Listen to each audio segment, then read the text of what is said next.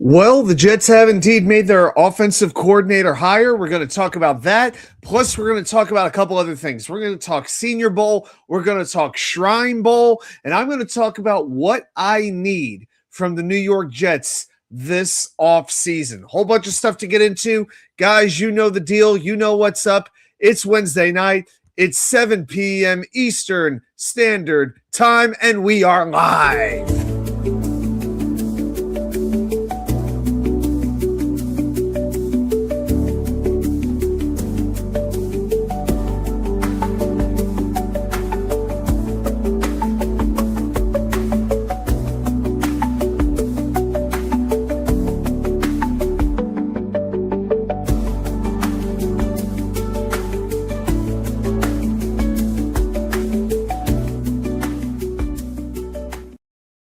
And well, welcome everybody to New York Sports WickerMedia. I am your party host, Wa2K99, here for our weekly Wednesday Night Live extravaganza. Glad that you are here. Glad that I am with you. So, a couple quick things to talk about. If you're brand new, welcome aboard. Please like and subscribe. I appreciate everybody's support very, very much. Feel free to share the channel with a friend as we continue our march onward and upwards.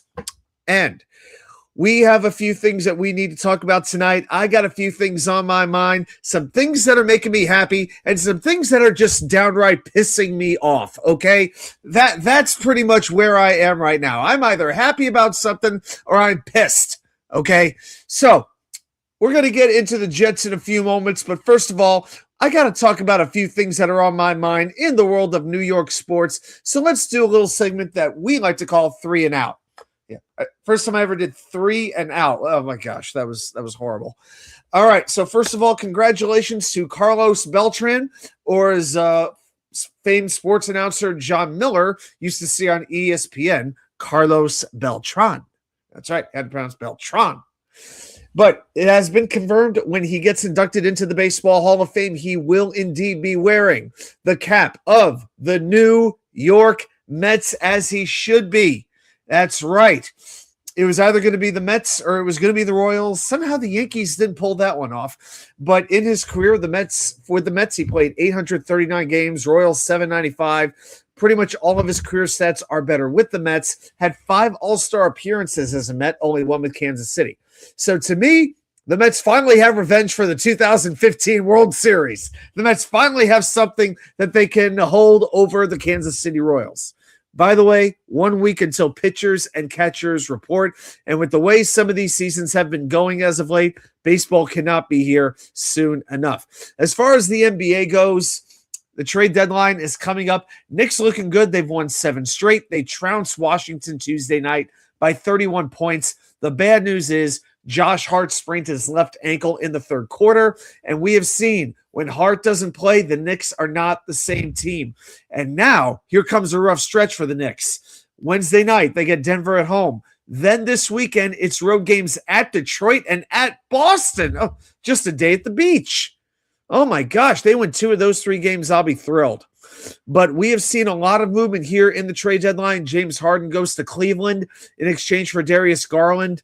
The Celtics get Nikolai Vucevic from the Bulls, add some major help to their front court that they needed. Anthony Davis, oh my God. Anthony Davis goes to the Wizards of all teams.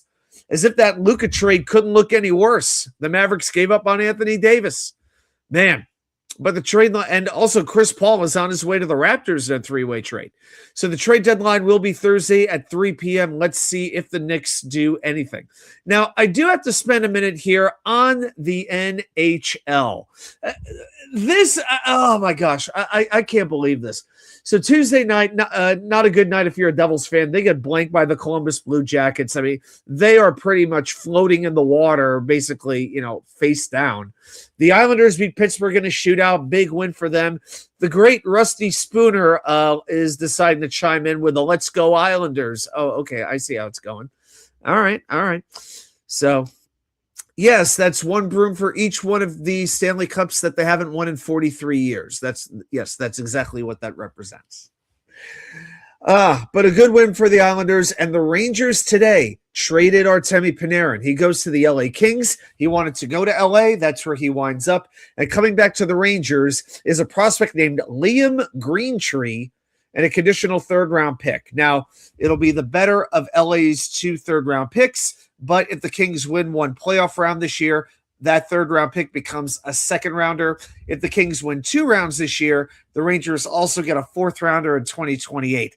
This is not a very exciting haul, okay? I am not inspired. I am not excited, but Panarin had the no-movement clause. He could dictate where he wanted to go. He decided he wanted to be in LA, and he basically had the Rangers by the balls. So with Greentree, he's a 20-year-old kid, 6'3", 216 pounds, plays in the Ontario Hockey League. He's put up almost 2 points per game. So he has been very good, plus 55, very good as well. The main report I'm seeing on him is he's creative, he's competitive, but the skating is not very good. I've seen different things about his compete level. We'll see. But this is, it's not a very overwhelming return. But with the roster freeze hitting at 3 p.m. today, the Rangers had to make the trade, or they had to wait till February 22nd before they could re-engage teams. So now Panarin goes. He signs a 2-year extension with LA for $11 million a year. Oh, and one more hockey thing I want to talk about. If you haven't watched the 1980 U.S. Olympic hockey team documentary on Netflix, go out of your way to watch it. Amazing stories from the most now I've read a book or 2 on it, but this was the first full documentary on this team where every living player was still there. Craig Patrick, the assistant coach, was there. I thought it was a very, very well done piece. I would have liked a little more info about some of the other players.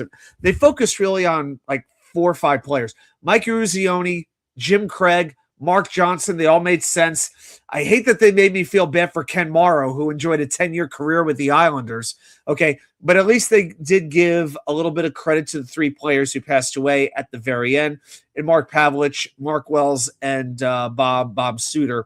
I was waiting for them to be mentioned the entire documentary, especially Pav, because he was always...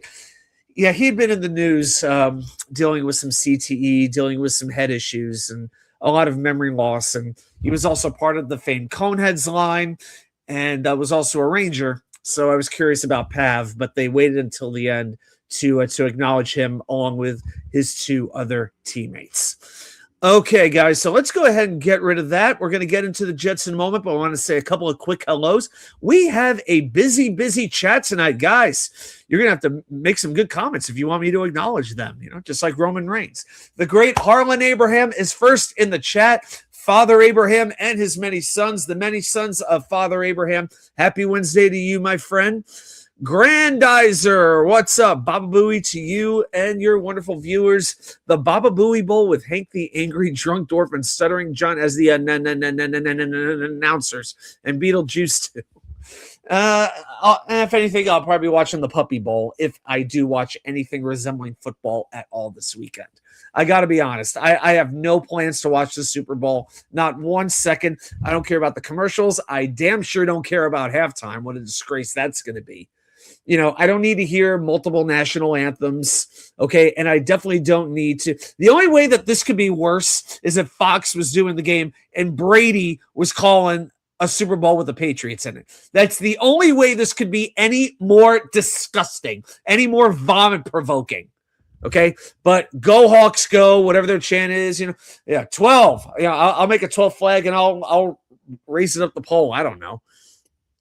But certainly good luck to the Seahawks in this game, to say the least. Grandizer, read an article that the Sharks might have been in the mist, but then read the Rangers wanted Will Smith as a part of that deal.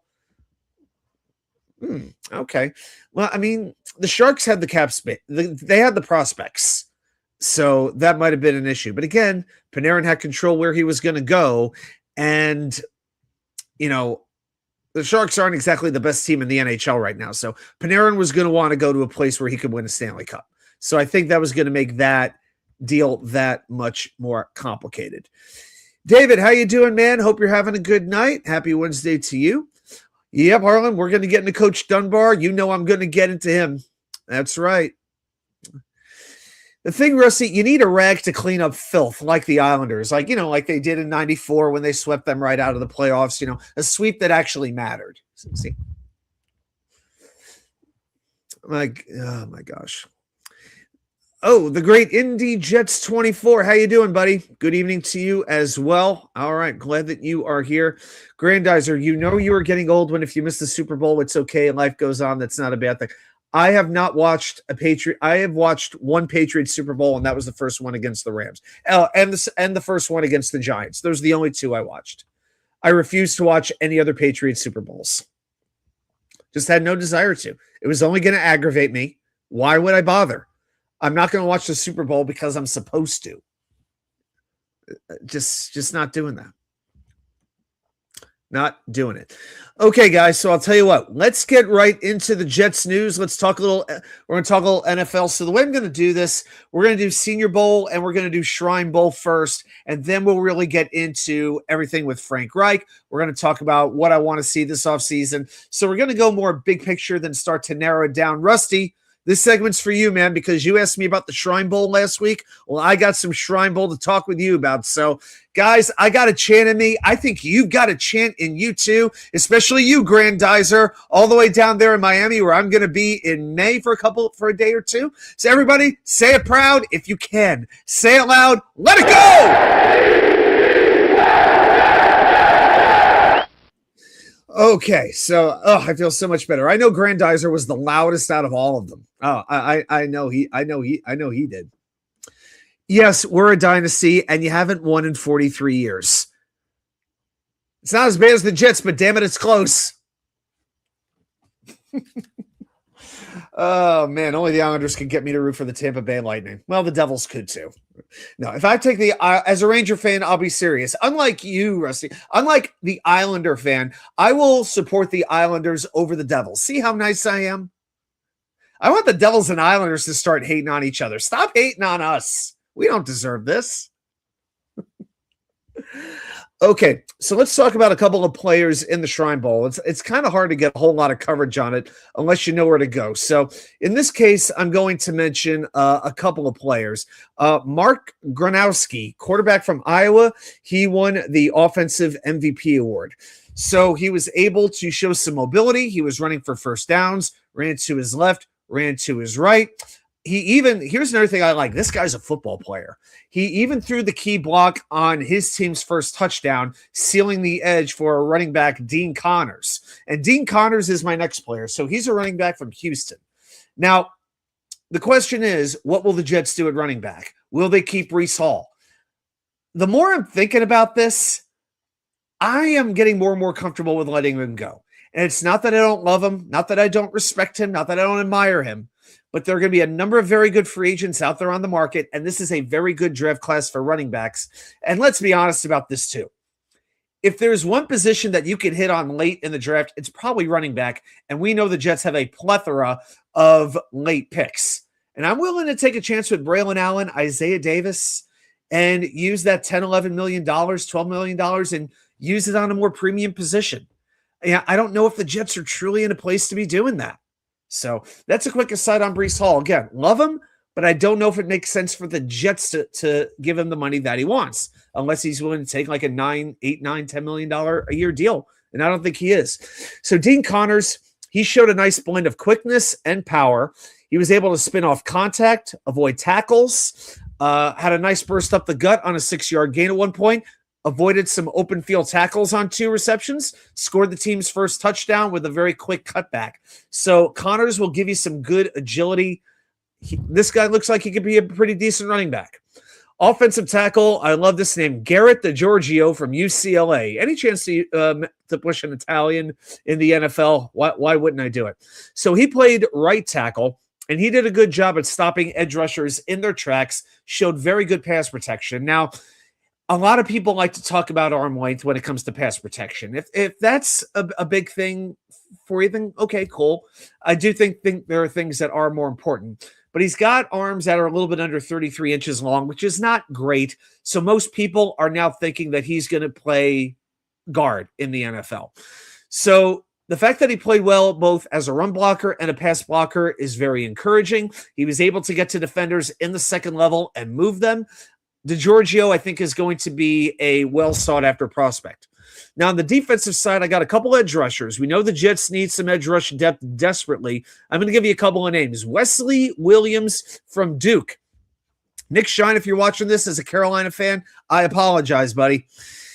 I see the questions. We'll get to those. Rusty, I'm getting there. Mr. Islander, I'm getting to Mason Reiger in just one moment. So Wesley Williams, so he's known as a pass rusher, showed some good run ability as well during the Shrine Bowl. Whether it was quickness, whether it was explosiveness, he even messed up a screen pass on the final play of the first quarter because he got to the quarterback so quickly. He did miss one sack early, but playing the edge, he was able to create multiple pressures on a 3rd and long, which you got to like. And he was able to get home with a strip sack in the end zone that his teammate fell on for a score. Aaron Hall, also from Duke. Okay, Mason. All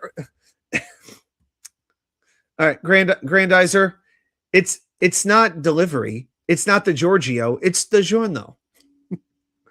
Yes, which I can tell you, I have not had in many. The only time I've had a DiGiorno pizza, I was at somebody's house, and that's all they had. It's like, all right, I'll have DiGiorno. Why not? That's just pizza that you settle for. So, Mason Reiger, the edge from Wisconsin. Thank you, Grandizer, for doing the subtitles tonight.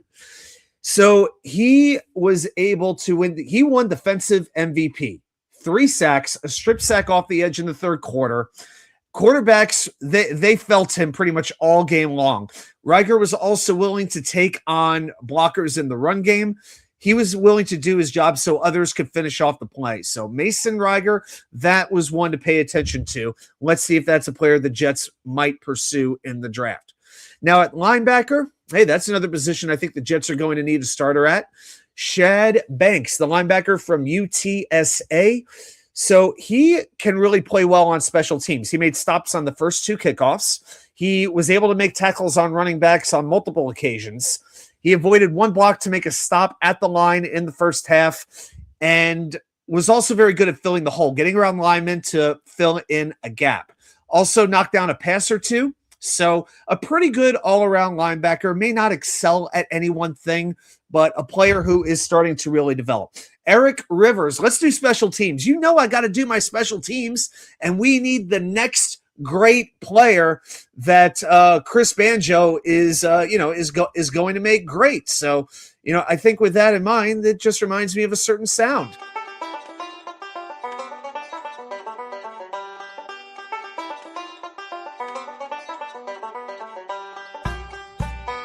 It's just not a show if we don't hear a little banjo, is it? Next time I got to put up a Chris Banjo graphic or something. I don't know. All right. Okay. All right. So Rusty Spooner says we need a kicker. I got a kicker for you in just one moment. Indy wants Daquan Wright, the tight end from Ole Miss, in the 4th or 5th. I'm fine with drafting a developmental tight end. But I do feel pretty good about the tight end room with Taylor and Ruckert. Yeah, could it get better? Yes, it could get better. But I think that might be the best 1-2 punch the Jets have had at tight end in decades, really. So Daquan Wright. All right, I will have to make a note of that name.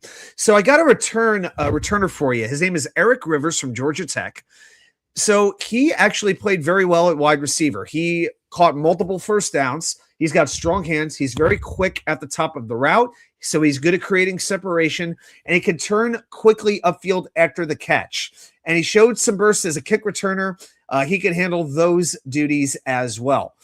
All right, Harlan wants the kicker from Michigan, wants to get him in round 7. Okay, so as far as the Shrine Bowl goals, the guy I got for you is Trey Smack from the University of Florida, and I think it's really just for the name alone. I mean, Trey Smack. Maybe he can play linebacker also, So Smack connected on a 57-yard field goal, good rotation, accurate, good elevation. He also squared up against a returner, Michael Wortham, on a second-half kickoff and made a tackle on Wortham in the open field. So this is like a little bit of a Matt Barr thing going on. He could kick, but he's willing to get his nose dirty if he's got to do it. Yeah, so Eric Rivers and then Trey Smack is the kicker that I've got. So, yeah, we're going to have to research some kickers for sure. But we will see what Nick Folk winds up doing because he has not yet made up his mind if he's going to continue his career or not. We've got 5 kickers in mind already. Holy crap. Dominic Zaveda. Oh my gosh. Y'all crazy with these kickers.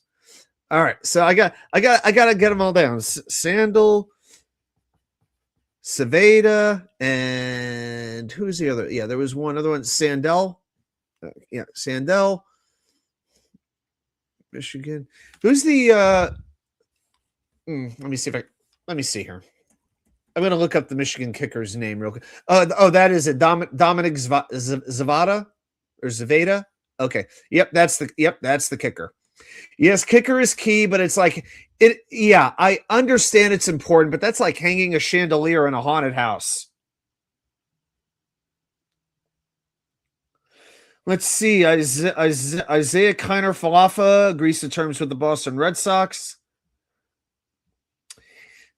And let's see. And then Indy is full of shit. Okay, thank you. Michael Clemens signed to a long-term deal. Let's go. First of all, it's not Michael Clemens, spells his name. Breaking news, Michael Clemens incorrectly spelled. So maybe it's a different Michael Clemens who is actually good. So nice try, brother. Nice try, but I see what you did there. Okay, so that is the Shrine Bowl. Let's talk a little bit about the Senior Bowl. A couple things that stood out. And the first thing we need to talk about is this guy right? Well, let's see. This guy, Garrett Nussmeier. So his name had really fallen off over the course of the season. But with this performance in the Senior Bowl, he's putting his name kind of up there at the forefront again. Not on the level of a Mendoza, but some people are starting to put him back in their top 3, top 4 quarterback ranking. So Nussmeier started for the American team. He won the game MVP honors, led touchdown drives on the American team's first 2 possessions, connected on 5 of 8 passes for 57 yards. He had a rushing touchdown, had a 2-point conversion throw to Malachi Fields, the wide receiver from Notre Dame. Nussmeier was, and now with the 5 of 8, he did get a couple of drops on his by his tight ends. So keep that in mind. Now, Nussmeier has been pegged as a mid-round selection. Maybe a late third round at absolute best. But it had been revealed that Nussmeier was injured during the regular season, playing with some kind of an abdominal injury. It hasn't really been revealed what it was, but it was misdiagnosed. It was only figured out what it really was 2 months ago. And LSU, their medical staff, misdiagnosed him, and that really hampered his play over the course of the season. But remember, 2024 completed 64% of his passes, 4,052 yards, 29 touchdowns, 12 interceptions. LSU went 9-4 with him, and they beat Baylor in the Texas Bowl. Now, a couple of notes on Nussmeier, positives and negatives from what I've seen on the scouting reports. He works through his progressions very well, shows very good awareness in the pocket. And it's been a minute since the Jets had a quarterback who worked through his progressions well, okay, and could move at the same time. He gets the throws out quickly with some zip, and he can put the touch on it when he needs to. And he has a strong enough arm to challenge all areas. He doesn't have a rocket arm. He doesn't have like that Jeff George, John Elway arm, but he has enough arm strength. Ball placement, it's on the higher end of the scale for college quarterbacks. As far as his running ability, he feels pressure well. He's not going to run, but he can run when he absolutely needs to. I like this. In 2024, he was pressured 65 times. He took only 1 sack. So he knows when to get rid of the ball. He's got good instincts. I like that. He's a team captain. Players respond to his leadership. He's got a high release point. He's 6'1", so it's hard to knock the ball down. And when he was blitzed, he completed 70% of his passes, 5 touchdowns to only 2 interceptions. So he can handle pressure well, which you have to do when you're playing quarterback in the NFL, let alone playing it in New York. Now, with the negatives, sometimes he can be a little bit he takes too many chances. Okay, he can be a little bit of a gunslinger, and the decision-making can be up and down. So that is a bit of an issue. He has to clean up his footwork more than anything. He can get the happy feet going. That has to be refined. That has to be restrained. And he does struggle. This is common for right-handed quarterbacks. He will struggle to complete passes on the move when he's moving to his left. So the question is he a game manager, or can he really be a difference maker and lead his team to success in the NFL? All right. Indy, it's Micheal. That's how you spell Mike. That's how they spell Michael Clemens. I'm sorry, buddy. Not to give you a hard time, but I was like, oh, it's a different Michael Clemens. That's the only reason I was doing that. Okay, and Rusty points out Diego Pavia did good in the Senior Bowl. Just saying the Jets and Muji had a long meeting with him as well. Yeah, Pavia started for the national team. I do have some numbers on him. So he completed 10 of 13 passes for 78 yards, was throwing a lot of short passes. Okay, and his long throw is 18 yards. Yeah, from what I saw, he did okay, but wasn't as good as Nussmeier. And again, as small as he is, the size is one thing. I just have a very sour taste in my mouth on how he conducted himself after the Heisman Trophy Award. You know, basically, I thought Pavia really represented himself poorly, and I am not wanting to see that. I don't know. I'm not feeling it. Maybe he's got some moxie. That's all well and good, but if he's 5'9", 5'10", I just don't know if that's going to work. Yeah, 5'9", 5'10", exactly. But again, the height's one thing, but you combine that with character that I would now consider questionable. I don't have a good feeling about Diego Pavia. I just don't. All right, a couple other things here in there we go. In the Senior Bowl, the running backs had a pretty good day. So Kalon Black from the national champion, the Indiana Hoosiers, he had a very good showing, ran for a game-high 45 yards on 8 carries, ran hard a couple times between the tackles, caught 2 passes for 9 yards. Jaden Ott from Oklahoma. So he didn't really get a whole lot of time in the Sooners offense last year.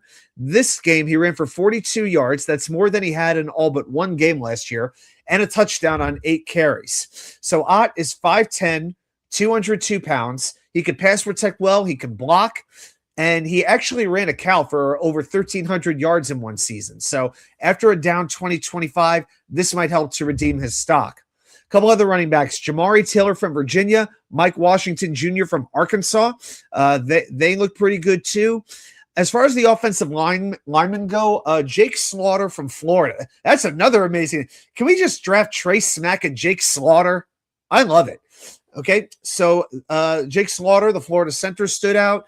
On the national team side, Georgia Tech offensive guard Kalen Rutledge, he looked very good as well. So I still believe the Jets are going to need at least one starter on the offensive line.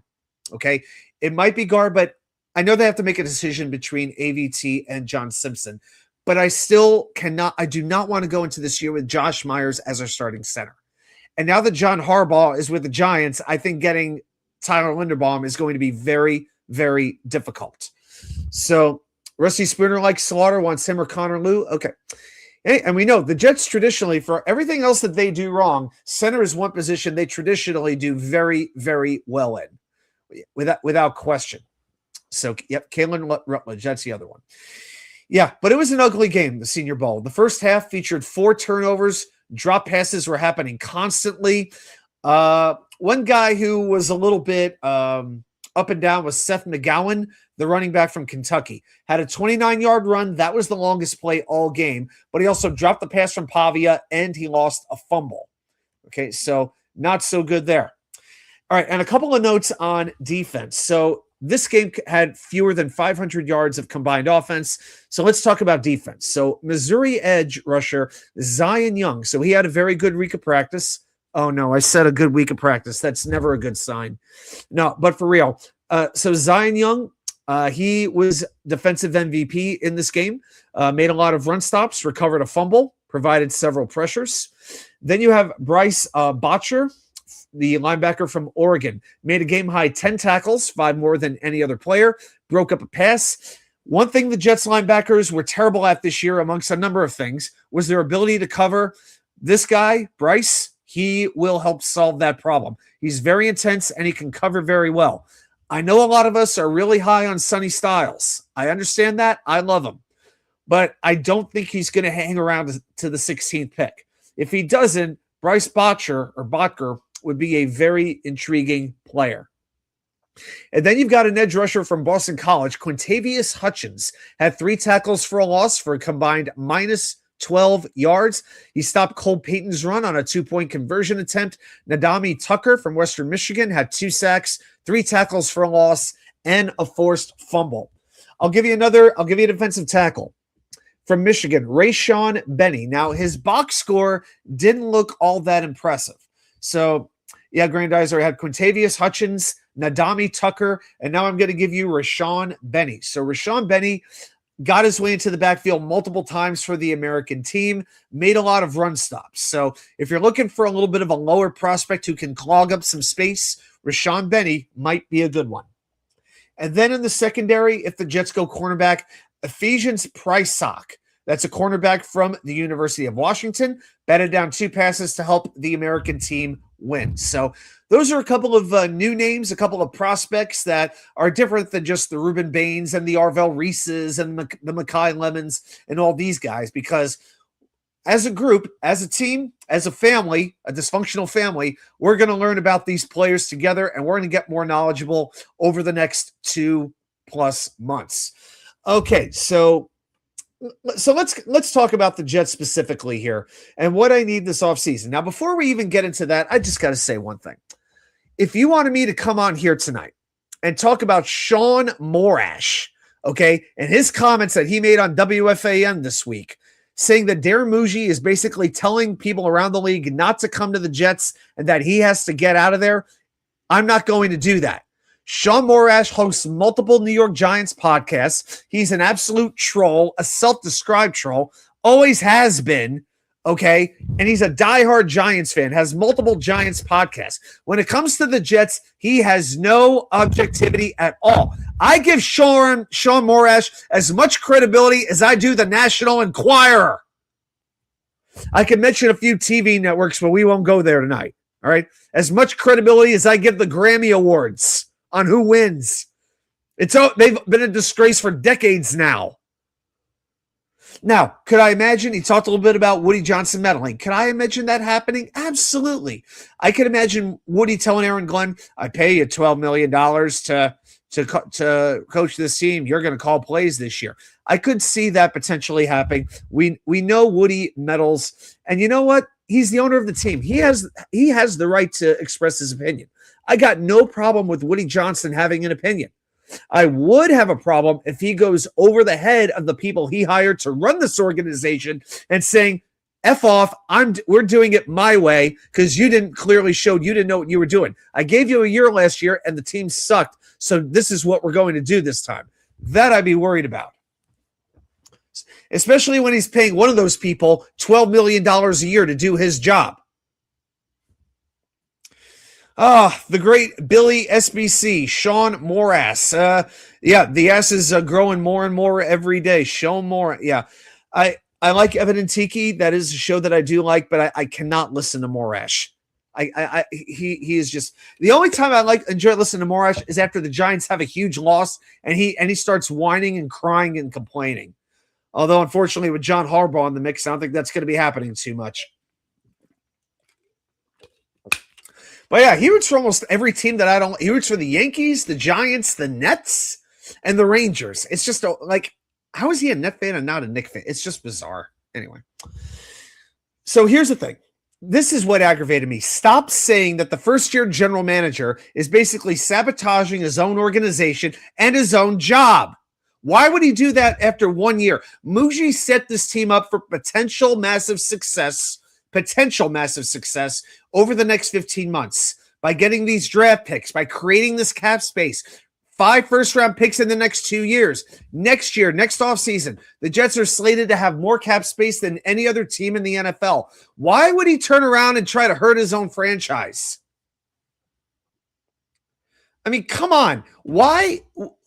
And here's what pisses me off. All of these rumors, and that's what they are, rumors, it hurts the perception around the league about the Jets even more. Because even if it isn't true, a bunch of people are so down on the Jets, they laugh at the Jets so much that any bad news about the Jets, gotta be true. People just believe it like they're a freaking bunch of sheep. Like a flock of sheep. Because if it's the Jets and it's negative, it must be true. And that's what I'm frustrated by, amongst many other things. But stop telling me that the general manager is out to harm his own organization. All right, so what I need this offseason. Now, I could make this very simple and say bring in this particular player, make sure you hit on the draft, sign the right free agents, all of this kind of stuff. I'm going to try to get a little bit more granular than that for you, okay? I'm really going to try to do that. And as I do that, we'll talk about the news of the week. Indy Jets. Now you understand why AG can't stand the media. I love how AG handles them. Yeah, there is a little bit of a question around the circles around, fans, media. It's like, do you have to win in order to earn the right to treat the media however you want? I don't think Glenn needs to come in there and be an ass kisser or a brown noser. I don't think he needs to be doing that. I like that he is willing to tell the media that he doesn't like the question. He could do it a little bit more tactfully. I will say that. I can think of a couple of times when they asked him a legitimate question and he basically dismissed it, a little bit disrespectfully, in my opinion, because he just didn't want to answer the question because he knew there wasn't a really good answer. Billy SBC, Muji would do that to Glenn. I completely agree. Rusty, meanwhile, Kraft is on the Epstein list and the media is silent about that fact. They will never do anything to the Patriots. And whatever the Patriots did do, the NFL purposely destroyed the evidence. That's why they will always be frauds. They will always be cheaters. End of story. So, Rusty, Woody was at least acknowledged in the list, but it was like an email. It was nothing like Steve Tisch, where they were, emailing back and forth to one another. So, yeah, but there's a bunch of different people on the list, or at least mentioned during the list. But just because you're mentioned in the list, it doesn't mean you committed a crime. And right now, Steve Tisch has not committed any crimes or done anything illegal. And until he does, I'm sorry, in my mind, he should not be forced to sell his stake in the New York Giants. Only when you break the law or seriously damage the perception of the league. And I'm sorry, just emailing the guy, as bad a guy as he was, I don't think that's enough. Not to force him completely out. So when you pick these guys to rant about Grant, it sort of reminds me of Hustler Magazine's Asshole of the Month week articles. Good times. I know some people want me to do like post-game rants. The problem, I get too upset. I can't. It's like Green Bean says, gripe intelligently. I try to gripe intelligently, but it takes me several days to get my thoughts organized sometimes. So maybe in due time, that's something I could work towards. We're all trying to get better, right? But it goes very quickly from being angry to being resigned. It's like angry to disgusted to resigned to misery. That is my typical cycle during the season as a Jets fan. Yeah, guys, we're not going to get political here, right? Not going to do that. So let's do it. I don't want to mention specific political people in this either side. Yeah, that's not what we're here for. Yeah, I took a shot at the Grammys, and that's as close as I'm getting. All right, but then again, I've hated the Grammys for 30 years. I've always thought the wrong people won. So yeah, so that's the only reason I'm really saying that. All right, so one thing I need to see more established this offseason is synergy in the organization, from the general manager to the coaches to the players. It is so important. And hopefully we took a big step, let's go past here, by bringing in Frank Reich as the offensive coordinator. Now, we know Aaron Glenn loves power football. I believe that teams say we're going to run the ball when they don't have confidence in their quarterback. Those are the teams nowadays that emphasize running the football. And yes, you need to run the ball in order to win late in the season, to win playoff games, to do those types of things. But week to week in the regular season, it's not a running league anymore. Now, Reich's offense, here's what I'll say. If you have a good run game to go with it, you have very good potential. Yep, Billy. Yep, Billy, I got you. I'm going to get to I'll get to your question in a little during this segment. Yep, I'll get to you. So he's not going to run an offense that's very explosive or overly innovative, but what Reich is about is a very efficient offense. He likes to run a lot of play action, a lot of RPOs, a lot of mesh concepts, which basically means a lot of picks. So it's a very cerebral offense. And it felt like for a while now. The Jets have just run a very stagnant, boring offense. Now, you could say a lot of that has to do with the quarterbacks that we're playing, and that is completely fair. But I can tell you, in a lot of the different places Reich was at, the offenses moved well. Now, they weren't top 5 offenses, but they were credible NFL offenses, and that would be a major jump from where we've been the last few years. So if we look at offensive DVOA, over his first 4 years with the Colts, Indianapolis ranked 7th, 18th, 10th, and 12th. So pretty good. Now, keep in mind, that's having a different quarterback every single year. Andrew Luck, Reich had Luck his first year, and Luck retired. Then it was Jacoby Brissett. Then it was Phillip Rivers. Then it was Carson Wentz. And then finally in 2022, when everything fell apart, he had an over-the-hill, washed up, should have been a Super Bowl champion in Matt Ryan. So 5 quarterbacks in 5 years. So that is saying something. Then you go back from there, 2017, Reich won a Super Bowl as the Eagles offensive coordinator. They ranked 9th in DVOA. And, of course, when Carson Wentz went down late in the year, Nick Foles comes in, and the Eagles averaged 31.3 points per game as they won all 3 of their playoff games. Now, Doug Peterson was the head coach. He called most of the plays for the Eagles, but Reich does deserve some credit there. Grandizer. Reich was the offensive coordinator for the Panthers under Matt Rule. He was the head coach over there.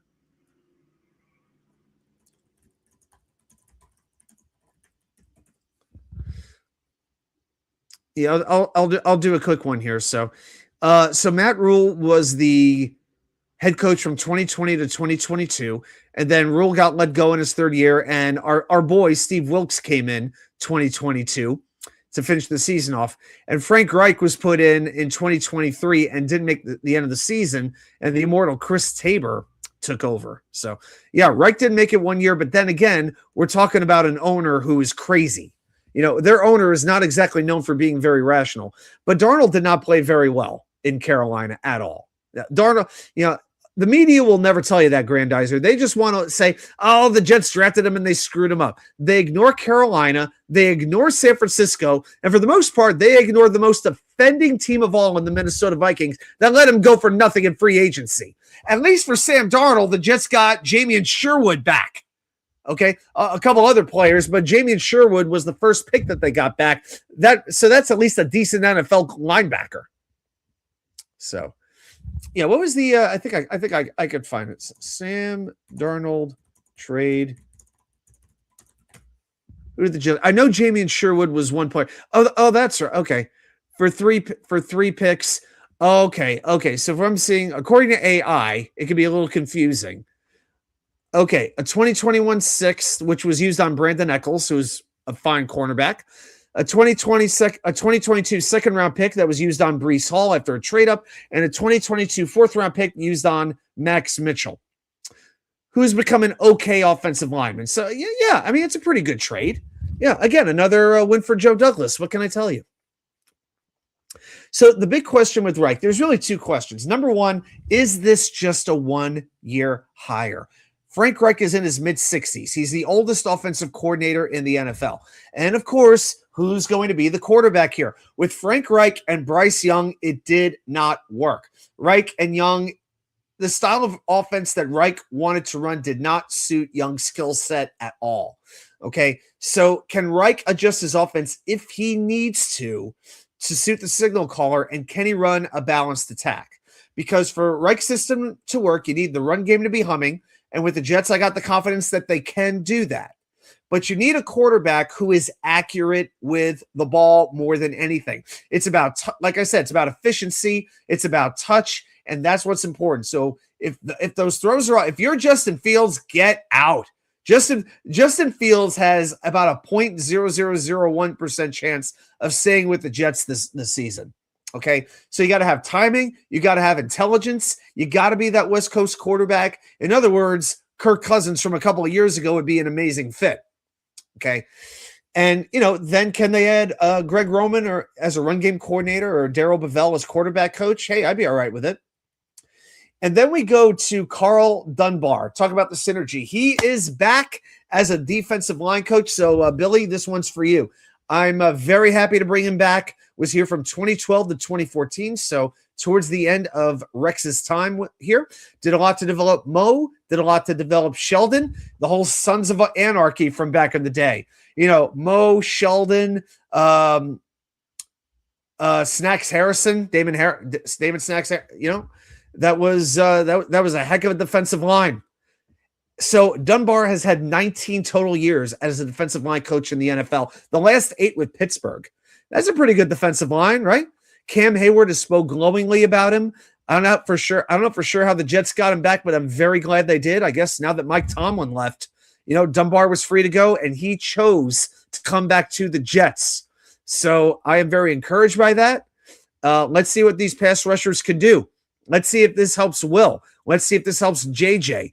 Maybe this helps Juwan Briggs take the next step up. And you know there's going to be at least 1 or 2 new pieces coming in. Maybe there's a player from Pittsburgh who wants to follow Dunbar over. I don't know. Actually, you know what? Why don't we do? I don't know of any big free agents that the Steelers have, but I'm just going to check really quick here. Let's see if we can figure something out. Yeah, the main one's Kyle Duggar. Daniel Akule. Daniel Akule's a 32-year-old defensive. Dean Lowry. Isaiah Loudermilk. Okay, translation. There's really no defensive lineman that we're going to be excited about whatsoever. Okay. So, yeah, so we won't make too big of a deal out of that. All right, so let's X out of that. All right. Yeah, Rusty Spooner. I really hope we don't get Kyle COD Murray. I know. I have no interest in him, and I'm going to be honest with you. I'm not that worried about it. I don't think Aaron Glenn wants any part of Kyler Murray either. If he wants toughness, if he wants intelligence, if he wants a winner, which is what he has said he wants in the quarterback, Kyler Murray does not suit the bill. So I'm really, really not. Put it this way. If the Jets get Kyler Murray, Aaron Glenn has lost whatever say he had in the Jets organization. Mark my words when I say that. With Dunbar here, does that mean Tomlin is coming here in 2027? Yes, absolutely. Mike Tomlin is coming, and then TJ Watt will be coming in 2028. I think it's a very, very safe bet that is all going to happen. Yeah. All right, Grandizer, is defensive tackle, nose tackle, and or DTDE a need for the Jets? The Jets need everything, Grandizer. Everything except, but even offensive tackle, they could use some depth there. You know, they got their starters, but they could use a developmental tackle in case something happens. But I mean, right now you have Will, you have JJ at defensive end. That's basically it. Michael Clemens is going to be a free agent, despite Indy's report of the multi-year contract extension. So, which I have not been able to confirm as of just yet. So. So past that, there's really nothing. I mean, Braden McGregor and Eric Watts, I'm sorry, they're practice squad players. They had plenty of opportunities to show what they could do, and they did nothing. Defensive tackle, you have Harrison Phillips, you have Juwan Briggs. Okay, they're fine. Briggs especially. If Phillips is like your third defensive tackle, that's fine. And I'm coming back to this. Why did the Jets let Leonard Taylor go? Ugh! He practically sent Satan's team to the Super Bowl. Oh, my God.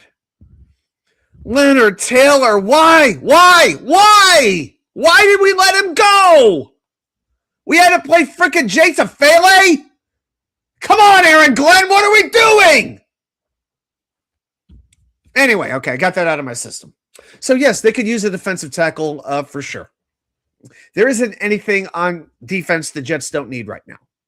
You know, if you want to start the season with Stevens and Thomas as your cornerbacks, and Jarvis Brownlee is the slot, take a chance on that. Malachi Moore at one safety, fine. But this front seven needs a lot. You know, and I'll talk about 1 or 2 players in a moment that they can bring in from Detroit. But we'll get into the Jets have their running back 1 and wide receiver. Dude, Grandizer, Brees is a free agent. Okay. Right now it's Braylon Allen and Isaiah Davis until proven otherwise. Yeah. So they have the starting tackles Well, you have Joe Tippmann at one guard. You don't need to update that. Joe Tippmann is an excellent guard in my mind. And then I think they will bring back either AVT or John Simpson. They'll attempt to bring one of them back. Personally, I want AVT back at left guard, put Tippmann at right guard, and then you have to figure out center. Because again, they signed Josh Myers to a new deal. He is a backup. He was one of the bottom 5 starting centers in the NFL. Yes, it's great that he played every game. He's not good enough. Okay? If he was, then no, because I'm not advocating for him to get fired. And also, I'm not making as much money as he is. What can I tell you? Yeah, Harlan. Yeah, Tippmann is a very good right guard. Very good right guard. As a matter of fact, Joe Tippmann is, if I'm going to find something here, he's actually extension eligible this offseason, as I recall. Pretty sure. Yeah, so, yeah. Yep. So he can be extended this offseason if the Jets choose to do that. And I sincerely hope that they do that. Indy wants Simpson over AVT. I'm assuming for the durability. You know what though? The penalties really aggravated me. They really did. As far as upside goes, AVT is the one for me. But but I can understand a different perspective. You can make an argument for both, but I wanted AVT from before the draft, and I still want him here now. I don't want it to end this way. Myers is garbage. I don't like to. I try not to call my own players garbage. He's fine as a backup. He could do that. But if you have to play him for the whole season, yes, you are going to be in a lot of trouble. No doubt about that. All right. And then who's it? Rusty wants to draft Kalon Black from Indiana in the 5th round. Very underrated. Hey, I'm fine with it. I still believe Braylon could be a number 1 running back on this team, though. I really, really do. Especially if we fortify that center position. This could be a very, very good running team. All right. So I mentioned Kirk Cousins. That's the second thing I want to talk about. I want an all-new quarterback room. I want to change the whole quarterback situation. I can't look at any of these 3 quarterbacks ever again. Here's what I want to be doing. All right. I'm going to try to – I'm not a manifest, send it out into the universe kind of guy. Like, I'm a spiritual guy, but I don't know about the universe and sending out energy. I don't know about that, but I'm going to try it at this point. Here's what I want to do. In about the next 6 weeks, once free agency has had a chance to start the process, I want to be able to come on the show and go like this. Justin Fields. He gone! Tyrod Taylor. He gone! May take a few more months for Brady Cook, but at the end of the day, Brady Cook. He gone! I want a triple he gone on this freaking quarterback room. That's what I want to do. I'm done with all of them. All of them. It's so bad I'm ready to see Adrian Martinez. It's so bad I'm ready to bring back Chris Streveler. That might cue Tony Alexio to show up. I don't know. Oh, my goodness. These quarterbacks, either they get hurt all the time, or they're scared to throw, or they wait 9 hours for a freaking wide receiver to get completely open, which they could do because they were all bad. So that brings me to Kirk Cousins, a fine, outstanding human being. So the 13th of March, that's a key day for Kirk Cousins, everybody. So on that day, a clause in his contract will kick in, which triggers $67.9 million of guarantees. Now, the noise coming out of Atlanta is with Michael Penix. He very well could be ready to start the season after tearing his ACL. So the better health that Penix is in, the less likely they're keeping Cousins around. And I don't think Atlanta's going to let that contract trigger. They're not going to let it activate. If they let him go, Atlanta gets cap relief of $32.9 million. That gives them the flexibility that they are going to need. So then if you ask about a trade, well, any team that trades for Kirk Cousins, they need to absorb that full guarantee of $67.9 million unless a new deal is negotiated. Here's what this means. Atlanta is almost certainly going to release Kirk Cousins in early March. So what can the Jets do? Why would that appeal to the Jets? Well, they can offer an offensive coordinator who suits his skill set. They can offer a lot of money. They can offer consistent playing time, a chance to mentor a quarterback, and I think he's the type who would do it, an elite wide receiver, a top 10 wide receiver, and a pretty darn good offensive line, and an up-and-coming tight end. I think it's a pretty good fit. I would do it for a 1-year deal, maybe even a 2-year deal. I would do it. So Kirk Cousins does indeed. I know he turned the Jets down at one point. He used the Jets is what he really did in order to go to Minnesota. Rusty, so we can sign Cousins for league minimum. Hey, if nobody else wants him, yes, we can. Yes, we can, because he will still be getting paid by the Falcons if he gets cut. That's the beauty of it. And I'll give you another option, Jacoby Brissett. So he's a free agent. He spent 3 years with Frank Reich in Indianapolis. Actually, he's not a free agent. I take that back. He is under contract for one more year with Arizona. But the fact that Mike LaFleur is now in the building as the head coach and the immortal Nathaniel Hackett is there as the offensive coordinator. Does Arizona start over? Are they willing to offer Brissett to the Jets? I'd be okay with that too. For a couple games, I like Brissett. So that's something I would be intrigued as well. Indy, do we go after Tyler Linderbaum at center? Yeah, I think we do, but I expect the Giants to get him. I mean, why wouldn't he go back and play with John Harbaugh, block for Cam Scatterbo, protect Jackson Dart? Why wouldn't he do that? That was the thing that disappointed me the most when John Harbaugh went to the Giants. Is that I was like, we might lose out on Tyler Linderbaum now. But there are a number of good centers out there that are, as of now, scheduled to hit the market. Connor McGovern from Buffalo, Ethan Posich from Cleveland, Ryan Bates from Chicago, Cade Mays from Carolina, Austin Corbett also from Carolina. He could play there. Danny Pinter from Indianapolis, Luke Fortner from New Orleans. So there are a number of good centers if the Jets don't draft one. So if free agency doesn't work out, then yes, they need to pursue that. But I really hope the starting center for next year's team is not yet on this roster. I think Joe Tippmann settled in beautifully in guard, and that's where I want to leave him. Man, this show's just flying. It's almost 8 o'clock already. My goodness. Not bad. Grandizer. Jets have Brady Cook, Jeff Garrett Nussmeier, and Mark Gronowski roll with the youth. I do want one veteran. Somebody's got to start. You can't sell the fans on Brady Cook being the opener, and I don't want to put the pressure on I don't know if I want to draft 2 rookie quarterbacks. One, yes, but I want to get a veteran in here somewhere who can at least start and help stabilize and help mentor a young quarterback. So yeah, to be honest, I'm not rolling with this plan. I'm just not feeling this one. Yeah, would I take one of the 2 quarterbacks? Yes, I would. I am intrigued by the skill set of Trinidad Chambliss. I just don't know how committed he is to playing in the NFL. That's the problem there. Adam, correct me if I'm wrong, but doesn't Kevin Stefanski have a good relationship with Captain Kirk? I don't. Where was Kevin Stefanski before he went to the Browns?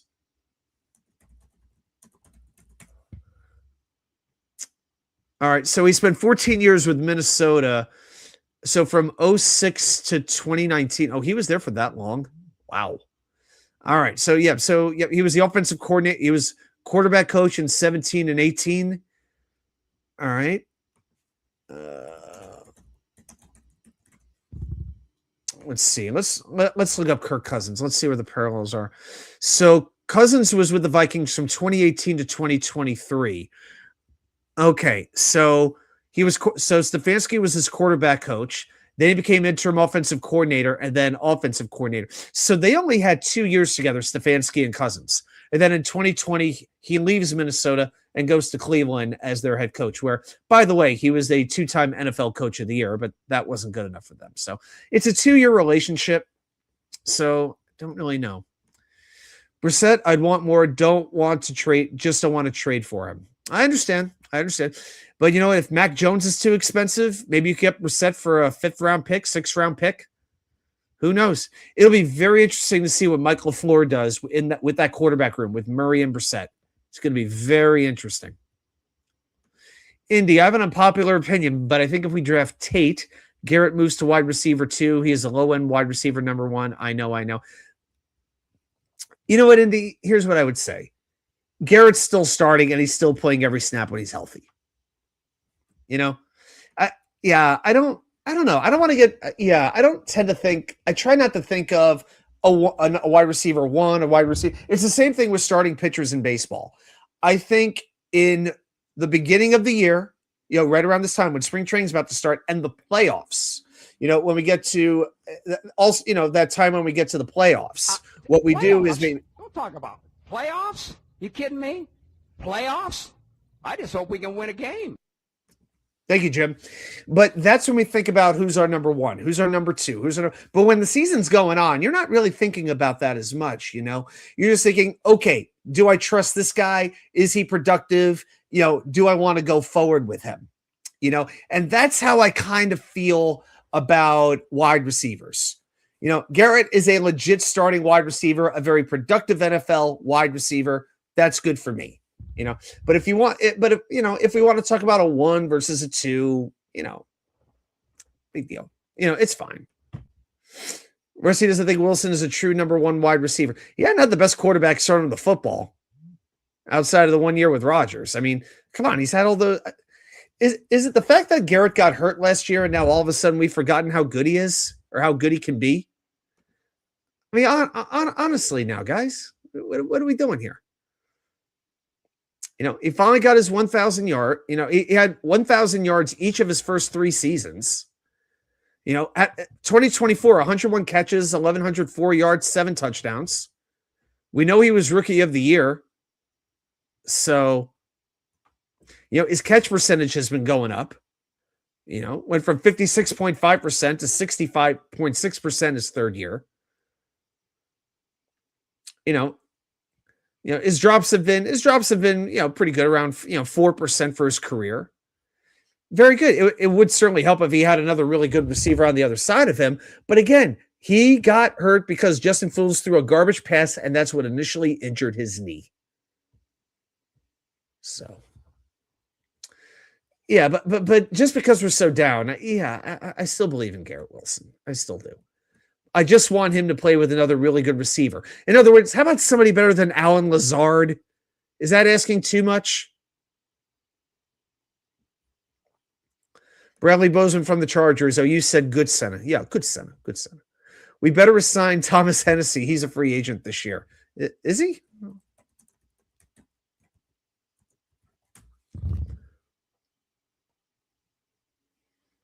Can you believe Hennessy's only 31 years old? Man. Yeah, Hennessy's only 31. Jeez. He's been here since 2017. Never missed a game. So I want to check Hennessy's contract. So he signed a 4-year deal. No. I got to call you out on this one, buddy. Rusty, he's under contract this year and next year. So Hennessy's under contract with us for 2 more seasons.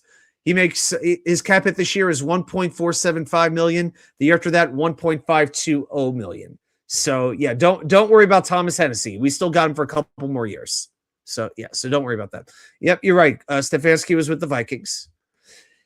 Rusty points out Dan Feeney. Yeah, well, we used to have him. He had sort of the stash. He would go to the Islander games, and that must be why you like him. He was an Islander fan, right?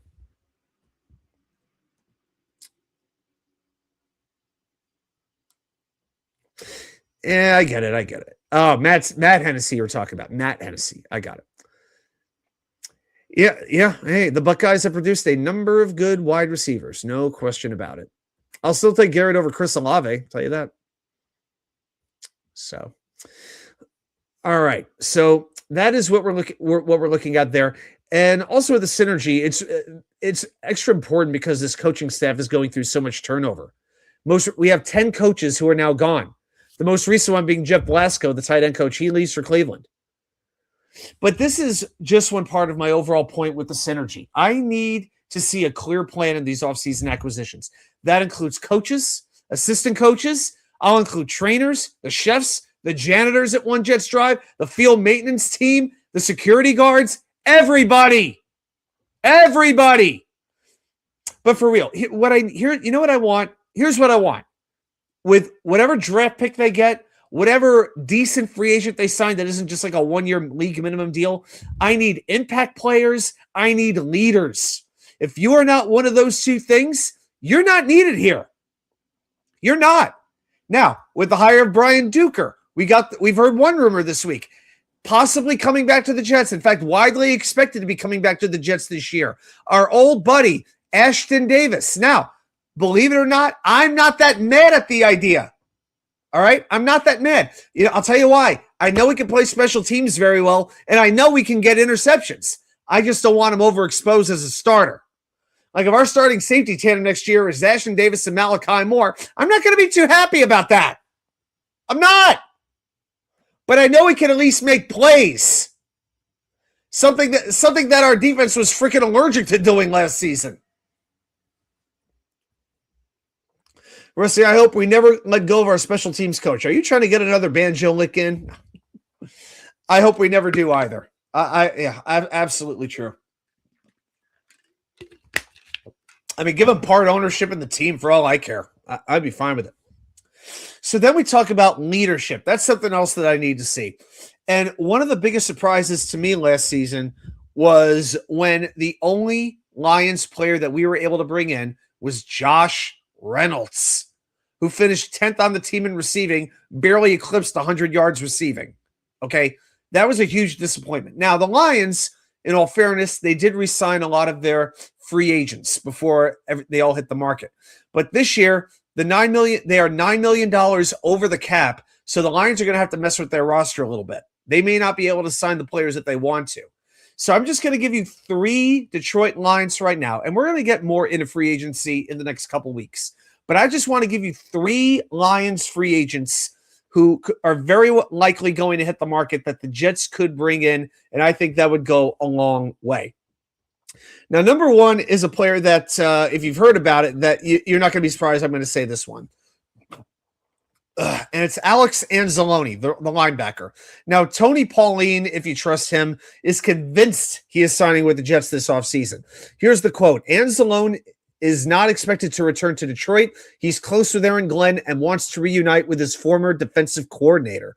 A reunion is likely given the Jets' need at linebacker as Anzalone brings the talent, the leadership, and the intensity the team needs at this position, end quote.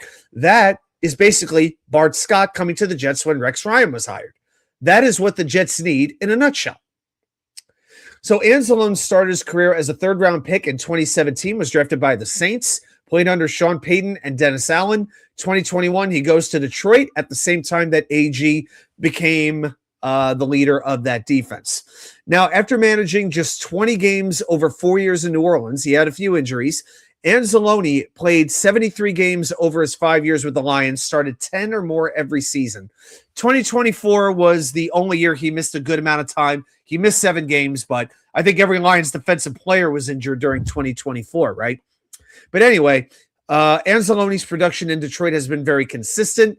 Under this new structure, as opposed to where he was playing in New Orleans, he's been able to go after the quarterback more. His sack numbers got better. His quarterback hit numbers got better. His tackles for a loss went up.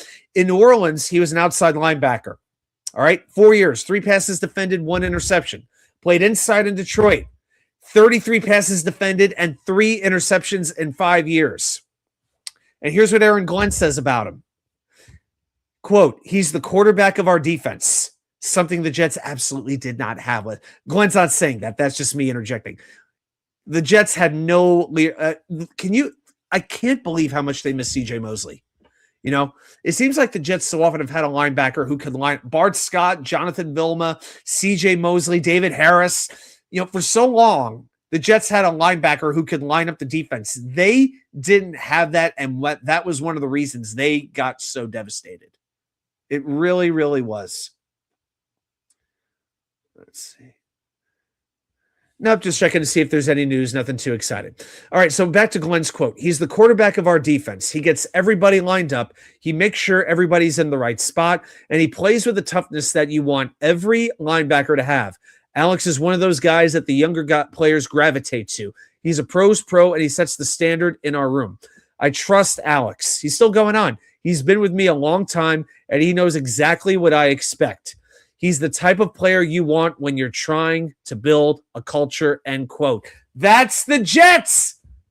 Now, I know some people will say Alex Anzalone has a 3 in front of his age and immediately will discount him. Like, oh, he's over 30. I don't want him. He's over 30. Nope, he's done. Past his prime.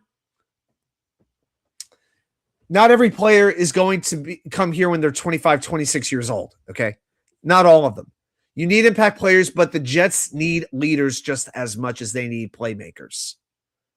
And Spot Track lists his projected contract at around 2 years, $14 million. And for what he brings with his energy, his experience, his knowledge, I think that'd be an absolute perfect signing for the Jets. That's how I feel. The great Johnny Boy. How you doing, buddy? Hello, Governor. Hope you're having a great week. Hope you're feeling fantastic, man. Hope you're doing good.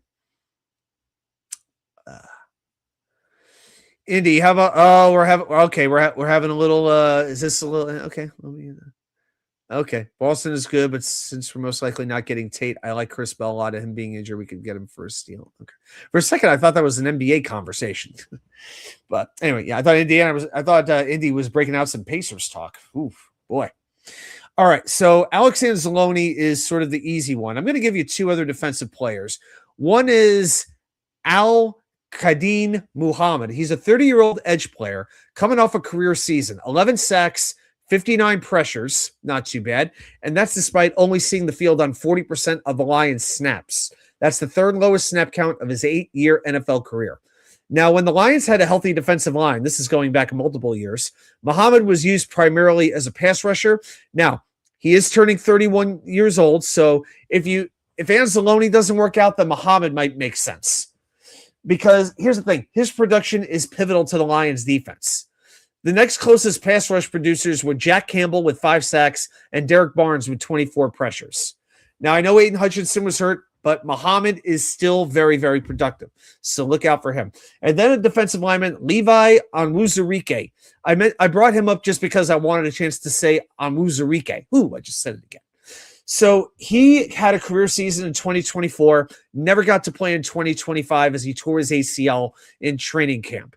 So injuries have been an issue for him, but the Jets need defensive line help desperately. Maybe a prove-it deal might work. I think it's a situation where the Lions are not going to let him go. He needs to prove himself, and those are the type of players, honestly, that are probably willing to go to the Jets. So that is pretty much what I'm thinking as far as that goes. Johnny isn't quite as big on Alex Anzalone on AA. He thinks it would be too little too late. Well, you know what? You might be right, but if you surround him with the right players, you know what? If you put him in there and Jamian Sherwood's not playing the Mike linebacker role anymore, now he's playing off ball where he's more suited to play anyway, you've turned him into a better player. You know what? You're helping the defensive line because they're playing in better position. Also, you know the Jets are going to use one of those premium picks on a front seven player. You know, you put an Anzalone, that's going to go a long way towards mentoring that young player. So as far as actual production goes, I can see what you're saying, and that's why I think a 2-year deal would make sense for it. 2 years, 3 at the most, or 2 years, and you can get out of it after 2 years. So if you want to give him 3 years, but an easy out after 2, then I'm fine with it. But yeah, I think it makes sense for the overall scheme of the defense because this defense doesn't just need, this defense doesn't need changes. It needs to transform. It needs a complete change. I'm not talking about cutting players. I'm talking about amputating players from this defense. It was so bad last year. So, but hey, Brian Duker, it's all up to you, kid. So, yeah, and when you have that's right. When you have a defensive coordinator who's never called plays before, if Aaron Glenn's calling the plays, he wants his guys. He's going to do it with the guys he knows. He wasn't able to bring him in 2025. He is going to do whatever it takes to bring at least 1 or 2 of them in 2026, especially on the defensive side of the football. So. By the way, quick reminder, guys, please hit that like button, hit that thumbs up. I'm watching. We hit 15 likes or hit $15 in super chats. We will spin the wheel. So please do keep that in mind. Just 1 or 2 quick announcements. We're going to do trivia in just a second, but I've already released part 1 of my New York Mets top 20 prospects. If you're a Mets fan, you'll definitely want to watch it. It's about 26 minutes, the first half of it. So that video is pretty long, but put a lot of time into that. So hope you'll check it out. Hope you'll enjoy it. I will be recording the top 10 Mets prospect list. I'll probably be doing that Friday night.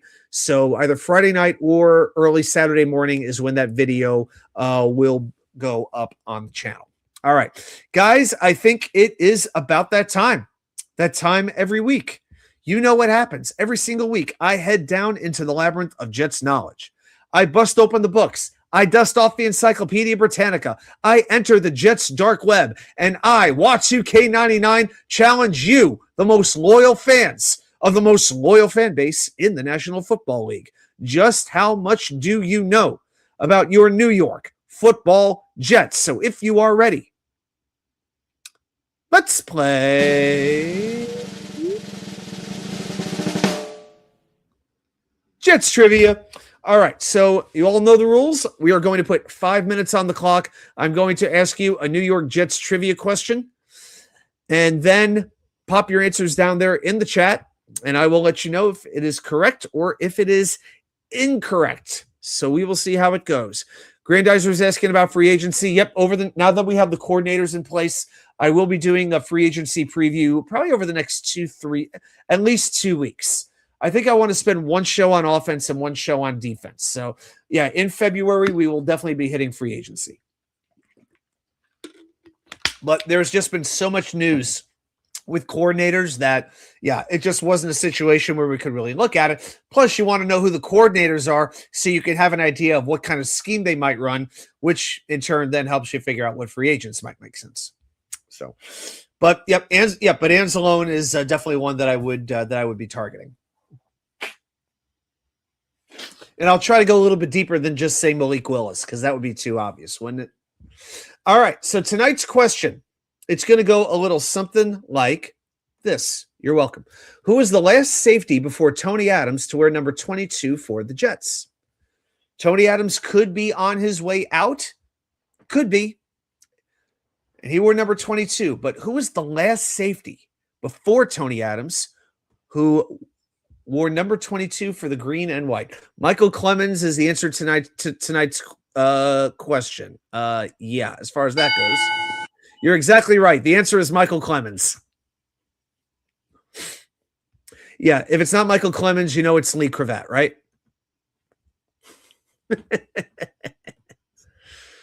Oh, gotta love it. All right.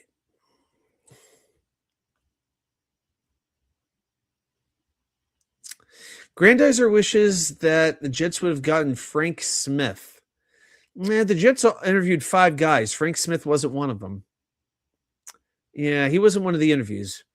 Grandizer goes with Ashton Davis. Is it? Oh, Grandizer. Is it? Where's my stuff? Oh, here. Is it Ashton Davis? It is not. Ashton Davis wore number 21. I got you, buddy. Grandizer 12. Yeah. Oh, Adirondack Fly Guy. I almost missed you there. How you doing, buddy? Adirondack Fly goes with Trumaine Johnson. Is it Trumaine Johnson? Yeah, boy, that's gonna. You know what? Just because you mentioned the name, that gets a double buzz. Yeah, I was about to say Trumaine Johnson was a cornerback, but I would be generous if I called him a cornerback. Yeah, great. It was Darrell Bevell. Yeah, he was one of the 3 finalists. And hey, if the Jets hire him as a quarterback coach, I'll be very pleased. Do What David Does goes with Buster Screen. How about Buster Screen? Nope. No, he was more of a cornerback. This is a pure safety. This is not Isaiah Oliver, where sometimes he's a corner, sometimes he's a safety. No. This guy's a safety. True blue through and through safety. And I'm not going super obscure. This answer is not like Dimitri Patterson or Pierre Desir, okay? I'm not doing, or Jeremiah Bell. We're not going there, guys. I know Eric McMillan, but he wasn't the last. Yeah, Eric McMillan, yeah, that was it'd been a minute since he was a Jet. No, this is definitely more recent. Yep, of course, Lee Cravat. Yes. It's always Lee Cravat. The unicorn answer is Lee Cravat. It's well established by now. Any other news? It doesn't look like there's much else going on right now.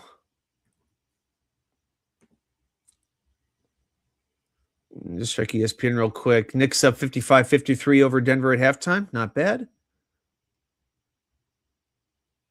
Ooh, top NHL prospect Gavin McKenna charged with assault? Oh, boy. He's going to be the first overall pick in the draft. Has been charged with felony aggravated assault. Apparently engaged in a fight. An attempt to cause serious bodily injury or causes injury with extreme indifference. Was charged by the State College Police Department. Criminal complaint was filed on Wednesday. The incidents happened January 31st.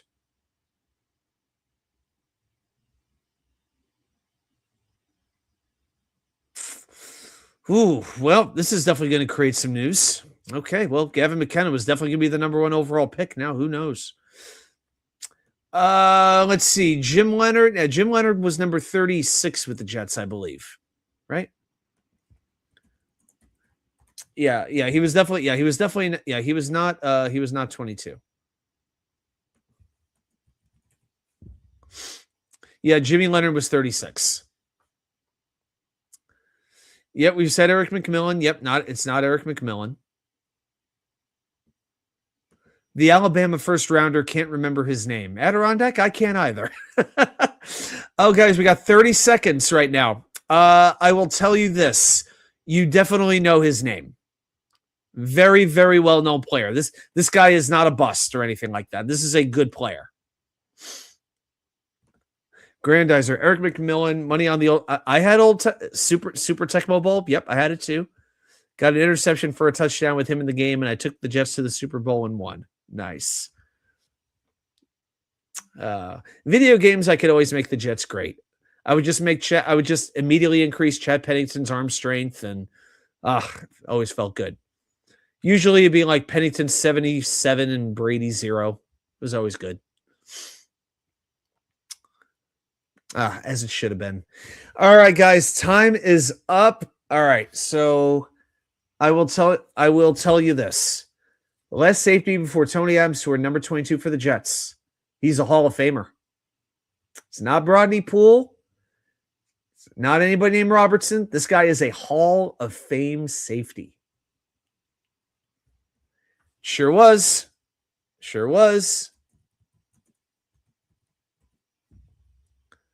Yep, and he definitely wore number 22 for the green and white. Rusty, there you go. Ed Reed, that is correct. There he is. Yep, in a stadium of thousands, there he is wearing number 22. Maybe the best to ever do it. One of the best to ever do it. All right, so there we go. So that is correct, but unfortunately, chat, we didn't quite get this on time, so yeah, it didn't quite go how we wanted it, so tonight's a loss. But there's always next week, right? Yeah, you forgot Reed played for us until I said Hall of Fame. Yeah. I could have said Ravens. I could have said Hall of Fame. I mean, there wasn't much else I could say. I could have said we drafted Brian Thomas over this particular player. Maybe that would have done it, right? Yeah, Ed Reed. Yeah, played for the Ravens, played for the Jets. Yeah. That was photoshopped. Oh boy. Yeah, what are you going to do? All right, guys. Well, speaking of next week, be sure to come back for next week's show. We went almost an hour and a half tonight. I think this was a fun show. So next week, we'll be able to start to turn the page a little bit, look forward, try to look at maybe some players who might be hitting the free agent market that the Jets might want to target. Free agents hitting the market that the Jets want to target. I like that. All right, everybody. Thanks so much for joining me. Thanks for subscribing to the channel. Thanks for checking everything out. Hope you have a great rest of your week. Stay warm out there. And as always, I will see you right back here next week with more content from you know where. You know where indeed it is. The Wicker Chair. Have a good night, everybody.